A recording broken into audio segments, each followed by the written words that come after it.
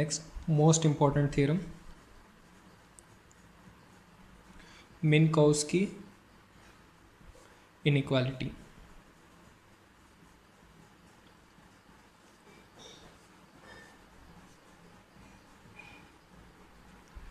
If f and g are in LP space with 1 less than or equal to p less than or equal to infinity, then so is f plus g and p norm of f plus g is less than or equal to p norm of f plus p norm of g. Proof. If p is equal to 1, then p norm of f plus g, that is 1 norm of f plus g. From the definition, this one is nothing but integration 0 to 1 modulus of f plus g to the power of 1. From the triangular inequality, this can be written as integration 0 to 1 modulus of f plus modulus of g. This can be written as integration 0 to 1 modulus of f plus integration 0 to 1 modulus of g, which is again from the definition of 1 norm p f plus, that is 1 norm of g. Therefore, if p is equal to 1, we have proved the inequality, which proves the inequality in this case. If p is equal to infinity, already we have proved the case p is equal to infinity. We know infinity norm of f plus g is less than or equal to infinity norm of f plus infinity norm of g. Refer the previous problems. Already we have proved normed linear space of L infinity of closed interval 0, 1. Now assume I took p is equal to 1, p is equal to infinity, both the case completed. Now p lies between 1 and infinity. Let q be a real number such that 1 by p plus 1 by q is equal to 1. This implies, if I simplify this one I can write p minus 1 into q is equal to p. Equation number 1. Now p norm of f plus g to the power of p is equal to integration 0 to 1 modulus of f plus g to the power of p. This one can be written as integration 0 to 1 modulus of f plus g into modulus of f plus g to the power of p minus 1, since p is greater than 1. If bases are same, powers are added, again you will get p.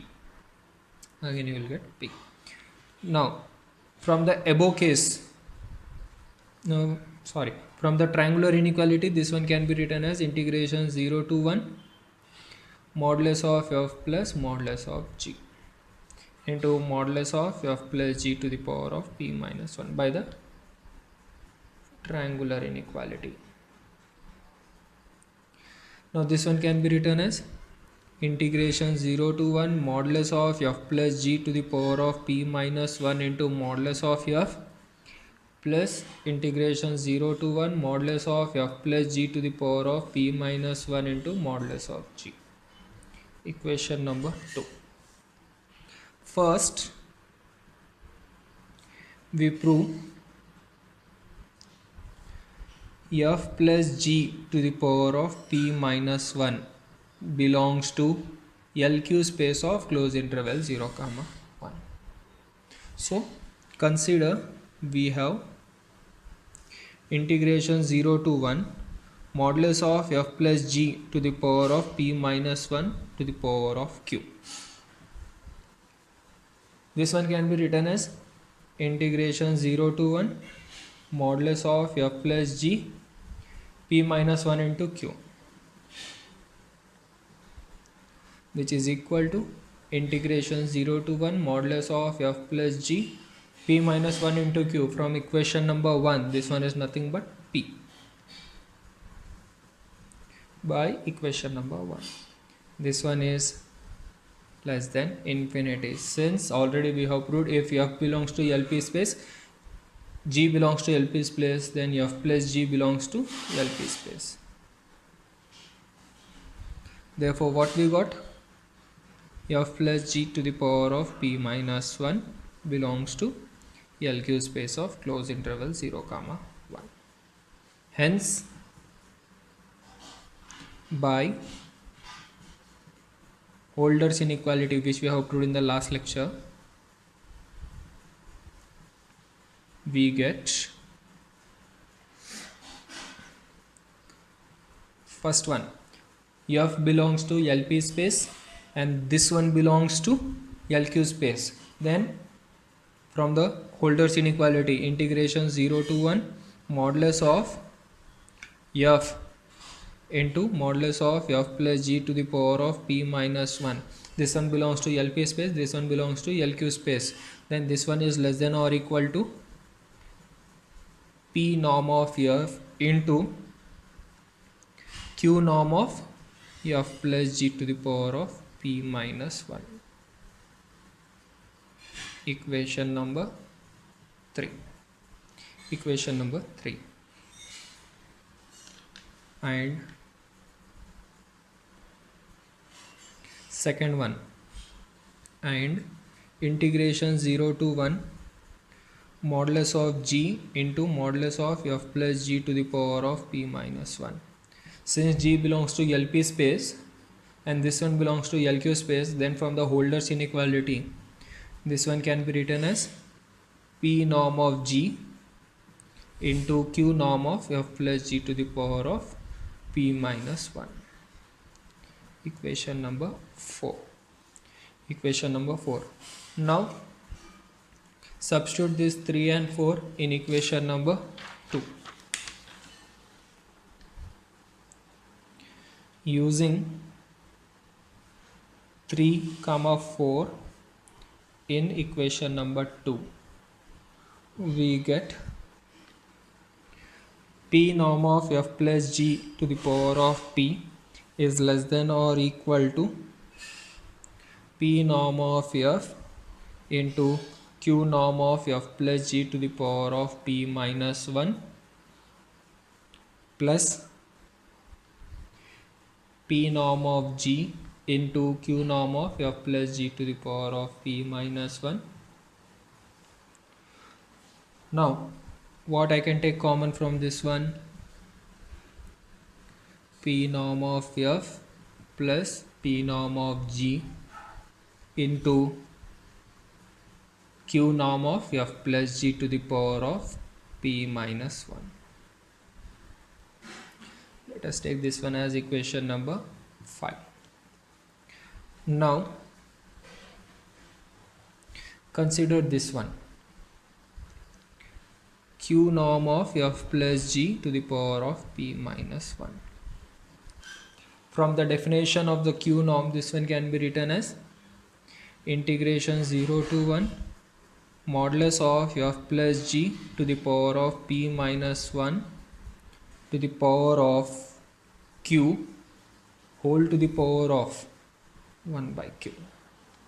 This is from the definition of q norm, which is equal to integration 0 to 1 modulus of f plus g into p minus 1 into q whole to the power of 1 by q.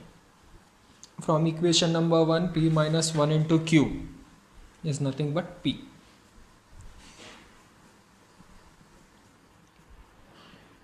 Whole to the power of 1 by q by equation number 1. Multiplying and dividing with p. integration 0 to 1 modulus of f plus g to the power of p to the power of 1 by p whole to the power of again p by q multiplied and divided. Now what is this one? This one is from the definition of p norm. This one is f plus g, p norm of f plus g whole to the power of p by q whole to the power of p by q. Now you substitute this one 6 in equation number 5.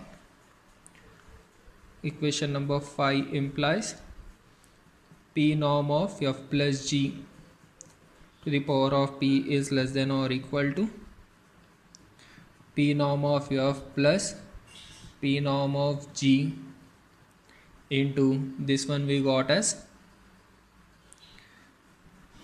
p norm of f plus g whole to the power of p by q by 6. Now send this one here, bases are same, then what you will get? P norm of f plus g to the power of p minus p by q is less than or equal to p norm of f plus p norm of g. P minus p by q from f plus g p norm of, since p minus p by q, p common 1 minus 1 by q. 1 minus 1 by q from equation number 1 is 1 by p, which is equal to 1.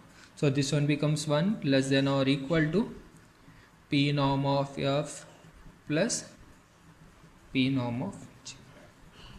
Hence proved. Lemma: let 1 less than or equal to p less than or less than q less than infinity, then for a comma b comma t non-negative integers we have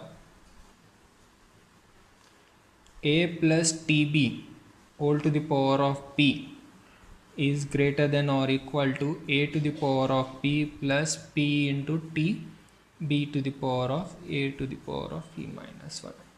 If 1 less than or equal to p, p is less than infinity, then for any non-negative integers a plus tb to the power of p is greater than or equal to a to the power of p plus pt into b into a to the power of p minus 1. Proof: let phi of t is equal to a plus tb to the power of p minus a to the power of p minus p into t into b into a to the power of p minus 1. Now phi of 0. Phi of 0 is a plus 0 to the power of p minus a to the power of p minus 0, which is equal to a to the power of p minus a to the power of p is equal to 0. Therefore phi of 0 is equal to 0. And what is phi dash of t? Phi dash of t, differentiate phi with respect to t. First, p into a plus tb to the power of p minus 1, differentiation of this one, you will get d minus, here it is no term of t, becomes 0 minus pb a to the power of p minus 1. From this one I am going to take bp common, a plus tb to the power of p minus 1 minus a to the power of p minus 1. Since p is greater than or equal to 1 and a, b, t, a comma b comma t are non-negative, greater than or equal to 0. Both are non-negative, therefore this one is non-negative, this one is non-negative, and this one plus this one means this one is bigger than this one, means this one you will get greater than or equal to 0. Therefore phi dash of t greater than or equal to 0. If phi dash of t is greater than or equal to 0, then thus phi of t is increasing, and hence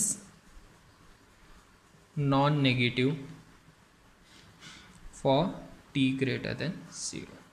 Therefore, since phi of t is greater than 0, what you will get, as well as it is increasing, therefore phi of t is greater than or equal to 0. This implies a plus tb to the power of p is greater than or equal to a to the power of p plus p into t into b into a to the power of p minus 1.